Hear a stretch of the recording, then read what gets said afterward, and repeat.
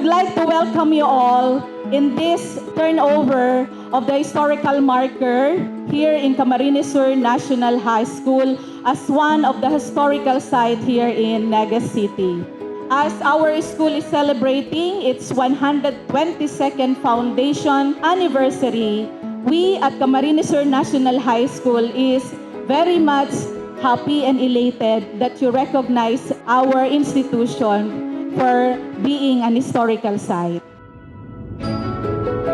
The Camarines Sur National High School has been serving as a strong partner of our local government in our agenda of building up a capacitated human resource through the school's provision of accessible and quality education.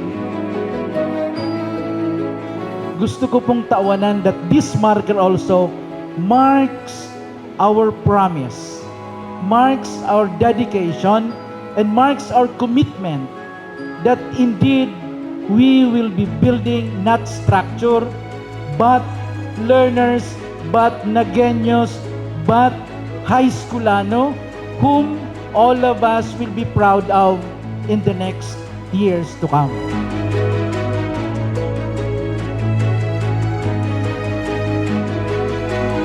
Habang ang lungsod Naga at Riyong Bicol ay patuloy na umuunlad sa mga tala ng makabagong kasaysayan, ang Camarines Sur National High School noon hanggang ngayon ay mananatiling lungdayan ng kanilang mga kwento't salaysay.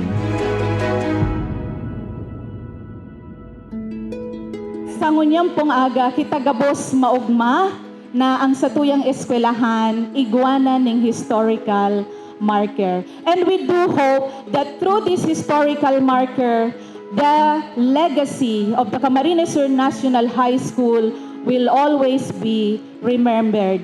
Because as what we are always proud to say, basta taga-kamhay, matibay, sarong syudadanong marahay. May we remain inspired and hopeful in our commitment to fostering a culture of excellence in the field of education. As with the motto that Kamhay upholds, education for total man. Indeed, basta Kamhay, Matibay,